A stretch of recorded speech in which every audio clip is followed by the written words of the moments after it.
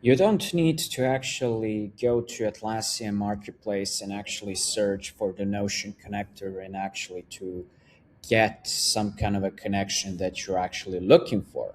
No, you can actually do this within your Jira automation, and basically you can set everything up. So what you actually need to have is, of course, Jira and also Notion as well. All right, so I have a automation rule that has been set in here where I have where the work item has been created. I have the sending of the web request webhook in here. So for the web request URL, this is the post methods that is actually creating a new specific page. Now, this doesn't have to be page, this could be databases, this could be something different. It doesn't have to be the page itself, but I actually took the pages API for this example. Now, the method is, of course, going to be a post method. The web request body is being defined as the custom data because within that custom data, this is where defining your whole JSON. And based on that, the data within the Notion itself is actually being created. So the first thing that you're actually noticing in here is this database ID. So I actually took this database. So in Notion, this is actually a database. And the ID itself that I actually got from here was this database ID. So everything after this p slash and then it's being defined here before the question mark, that is going to be your database ID. Now, that's one of the things to actually take into the consideration. So this is only talking from the Jira side, how all of that actually works. And then you put this database ID in here. Now from here, you have some of the things in here where you're defining what is the title and what is the text within the title itself that is being defined with the issue key, issue summary, and something that I actually added in here, which basically is the issue status name, which actually doesn't really make that much sense. So I'm going to delete that and I'm going to leave this only for the issue key and the issue summary as well. Now, for the children itself, what actually this means is basically when you click on the page itself, it's gonna type out some of the text that is saying created automatically from Jira. So that is the another part of the webhook. Now, when you actually go for the headers, even though they're saying that they're optional, they are indeed actually needed. The first one is going to be the authorization. And when it comes to the authorization itself, this is where you get this from the Notion part when you actually go for the developer section. And within the developer section, you need to set up a new connection. And that new connection, once actually it's being created and you actually give it a name.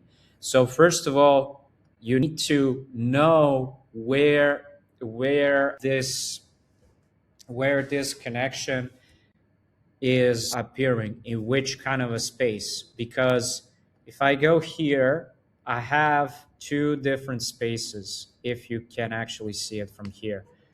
So I have different spaces even though they have the same name, they're not the same, their IDs are different. So that's one thing. When you actually know that, you also have this access token that you're basically going to be using to add it right here. So you're adding the header, which is authorization, and from here you're adding the value, and you're making sure that this is actually staying hidden. All right, you don't want to just give it out to anyone out there. The great example for this would be if you actually have more space if you actually have more space, admins being included in here, and if what if this hidden box it hasn't been ticked yet? The problem with that can actually occur is basically the authorization of the API key is actually visible itself. So it's in plain text and anyone can actually see it, which is a not great thing. Also, the content type that you're actually including is going to be application slash JSON.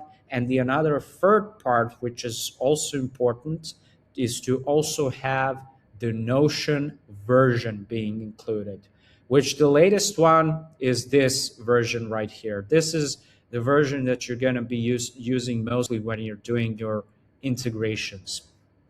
All right, so when you have all of these things in here, so when I go for the webhook, you can also define what are the capabilities in here, what can be done with this integration. But another important thing is that even though you have this database and you have everything set up, if you didn't do a setup of the connection within the specific database or specific page or something similar, you're going to have issues and you're going to have errors within your automation rule. What I'm talking about is when you actually go for three dots in here and when you actually go for the connections, make sure you're finding your connection that was made by you and you include that connection right here. So that is actually connected with the Jira itself.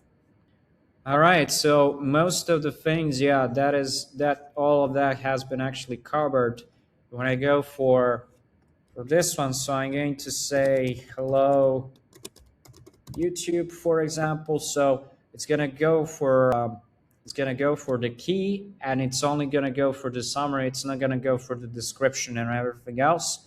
So I'm gonna say click on the create, and when I'm actually done with the creation itself, it's gonna say, yeah, this is the hello YouTube. The another part where basically I was supposed to be done, so hello YouTube version 2. It's now going to have this one where it's saying hello YouTube. There is going to be the version 2, and it's going to say created automatically to include more of this stuff. You would actually have to change this content or even add more content to it. Yeah, that is how you can actually integrate Jira with the Notion itself. No need for the applications and anything else. Yeah, that's it. Of course, there is another option where you basically need to receive the data from the Notion itself. So basically, you get this two-way synchronization is, of course, by creating your webhooks. So when I actually go here, let me just get rid of all of this. So what you're going to be needing from here is going to be your webhook. So from this part itself. And this is where you're going to be needing the UI listener. So basically that means what is going to happen from the Notion itself. So what is going to trigger within the Jira? So what is it going to happen? And from here, this is where you're also defining what are the events themselves. So and based on the action from the Notion itself, so it's going to say, okay, are we creating like a new issue from here? Are we just like commenting? Are we doing some things like that? And this is really important because if you leave this JQL empty, it's going to go through all of the issues. When I mean all of the issues, this means basically all of the issues within your specific instance. And if you have more, let's say more than 30,000 work items, which is something that I have within one of my projects in here, is if I go to platform development, and for the platform development, actually in here, I look for more options. So let's go for the list view. There's a lot. like really, and see there's 1000 plus. So that is going to be a lot, really. Then it's going to be doing a lot of updating, and this is something that could be really impactful on the system itself, which is not really something that you want to be encountering with. So you got to be careful about those things as well. But yeah, these are just the things that I wanted to show you. And yeah, don't forget to like, share, subscribe to my channel as well, and I'll see you guys in the next video. Bye.